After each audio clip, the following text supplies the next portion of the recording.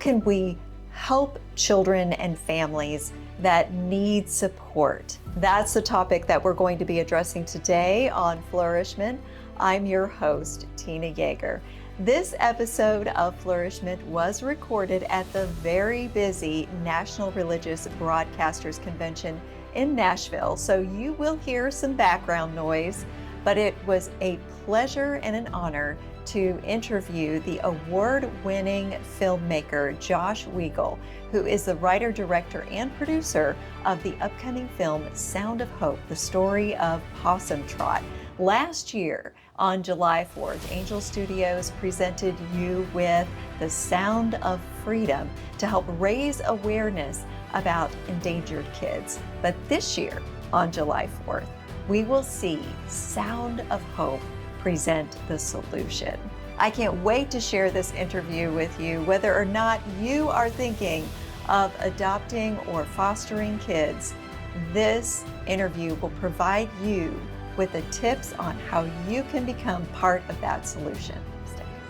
Well, welcome to the show, Josh. I'm very excited to talk to you about the message and the movie that you have to present to audiences right now with Possum Trot, yes, which is a strange sounding name. So tell the audience about what's behind this strange sounding name and this wonderful movie that's got such an important message. Right, well, thanks for having us.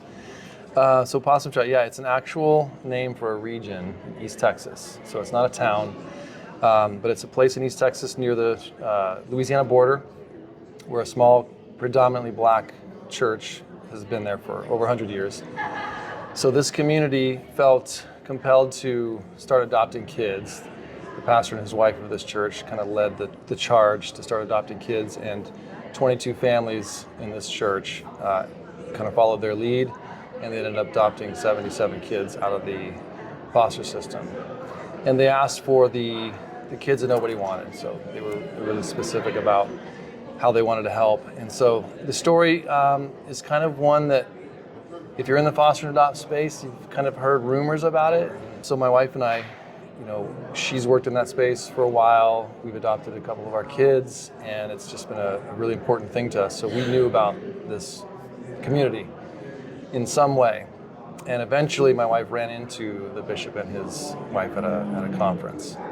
And so that kicked it off. So we decided that the story needed to be made into a movie, and it was a powerful story about just leading into scary places, things that a lot of us are unsure about, and foster and adoption care is tough, but this community really did something special, so we felt like we really need to get this story out there, put it on screen.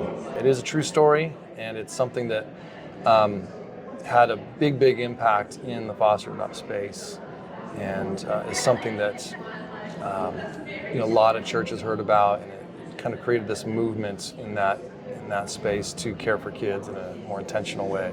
Yes, and this is an important message for everyone, because we all need to understand the need for fostering and adopting children out of a system that sometimes puts them at risk. Can you talk about that a little bit?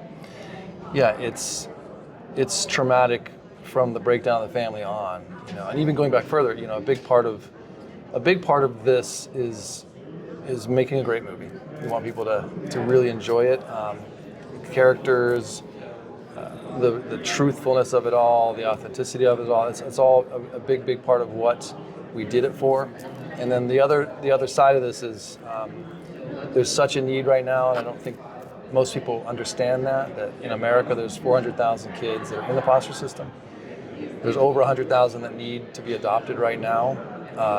There's about 4 million that are on the brink of going into the foster system because their families are, it's usually poverty related. So there's a big need that we want to bring attention to, and beyond that, we want to give people a way to get involved. So the film is important to bring awareness, to introduce people maybe to the whole issue, but we have very clear goals. We want people to get involved. We hope the film stirs courage in them. I know foster care and adoption is scary to a lot of people. You hear horror stories, but it's traumatic for for these kids all the way through what they're dealing with families breaking apart, and then they go into the system, and the system is a government agency. There's amazing people doing what they can at the point of care, but it's not a family, and so it's something we really want to see people step into, realize that the need is there, and that there's a lot of ways to get involved. It's not just do what the members of this community did. Hopefully, many people will get the courage to do that, but it's also about just helping prevent the children going into the system in the first place. That's so a really prevention, good piece. resourcing, giving time, meeting needs. Really, if we could stop these kids, the flow of children going into the system, we resolve this crisis, and it's a big part of the whole reason we made this movie. So talk about that a little bit as a community and as people of a community of God. How can we help stop that flow of children going into the foster care system, of all of the elements that are complicit with that, like addiction and poverty and all of those things? What can we do that would stop this and prevent it from being such a problem? It's really getting into the lives of the people who are suffering. And there's a lot of churches and believers who are right there in these neighborhoods. They're on the front lines, and they may be struggling too. There's so many resources outside of these communities, and so there's this distance there that keeps this problem going and actually causes it to grow. So I think it's going back to the fundamentals of who we are as followers of Jesus. It's doing this work in whatever way you can. And so not everyone is necessarily meant to adopt and foster the children, but there's so many ways to obey this command to meet the needs of orphans and really people who are vulnerable. So there's the prevention aspects. There's kids going into systems or not being reunited with families because of simple things like needing a bed. There's children who need mentorship. They need help just getting through the system, and sometimes they're going to be reunited with their families, which is the ultimate goal, if the family's safe. And so there's ways to be at the side of these children and these families, and to be supportive. And then there's the actual, fostering of the children and adopting. So there's so many ways to get involved. I think the first thing we need to do is go back to the understanding that it's our job.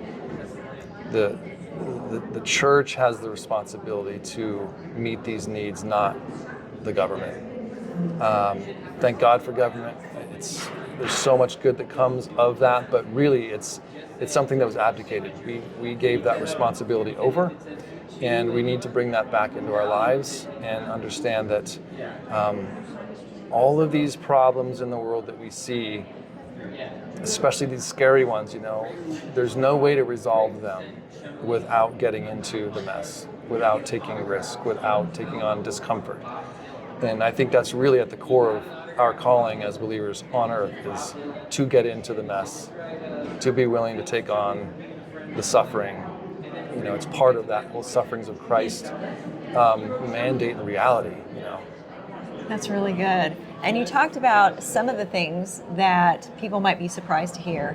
The overwhelming number of children, first of all, that are in the foster care system right now. Right. But what are some of the other things people might be surprised to hear about that you reveal in this movie? It may not be a surprise, but I think a critical thing that you may not think about immediately is how important community is. This community in particular, they're close. There's a lot of family there. It's a small area in the whole region of Possum Trot. I don't know how big that is, but there's only a few hundred people that live in this area, and not all of them go to this church.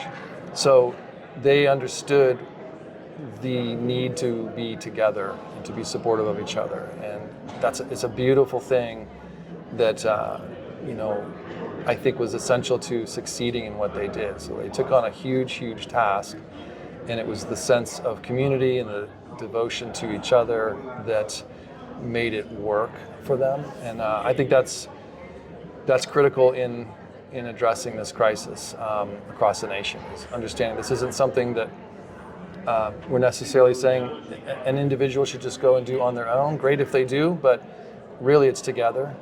It's people having different giftings, people having different callings, coming together around a problem. Some of us are meant to take the children into our lives. Some are just meant to be supportive of the families doing that. So it's the community part of this that is so critical to that. And we got to know this because we actually moved to that area. So we got to a point where in the development of the screenplay, we just felt like it's just, there's more we can do. There's something deeper there.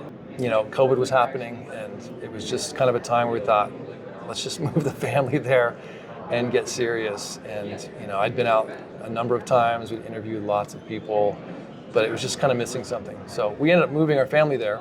We're about an hour from the actual community, but there's a city pretty close, and so that's where we've been for about 2.5 years now, 3 years, and so we got to see this firsthand. Wow, so you were right up close Right. in this community and learning how a small community, just a few people, if they band together, can do more than they ever imagined. Right.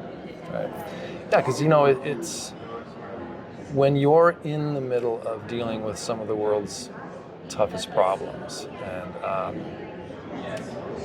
this fits that category. There's some of these kids that have been so abused that they need someone to be by their side through some very painful things. And many of them have not had that experience. They're just simply in need of a home and a family. But it's all traumatic. And so losing your parents is one of the most impactful things that happens to someone. And so yeah, it's critical to have many people involved in that process of healing. And it just really has brought us back to the design of the family of God.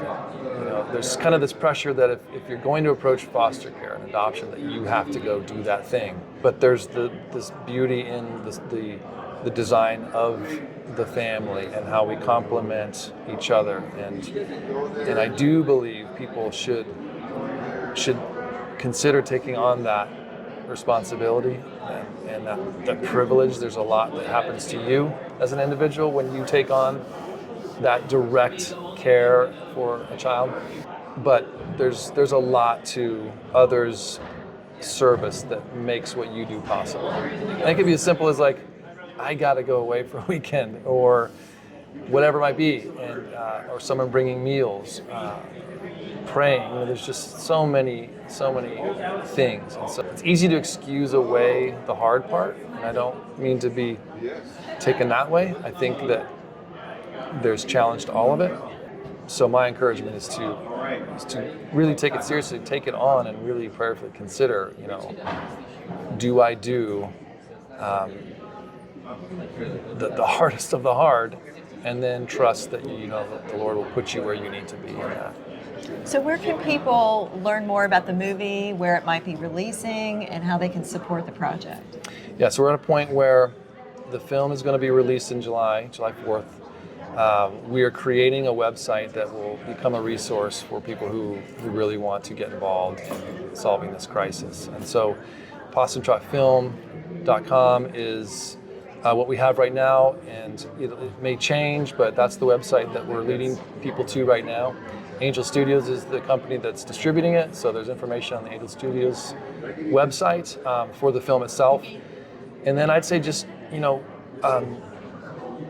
stay connected to it, because there will be more information that's shared on how to actually get involved. It's such an important part of the campaign that there's going to be very clear steps to offer people who really feel compelled to do more than just watch a movie. So I hope they go to the movie. I hope they enjoy it. I hope they're moved. I'm confident that people will be deeply impacted by it.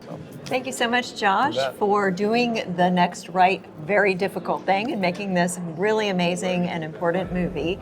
Thank you for being a guest on Flourish-Meant. Thank you. Appreciate you having me.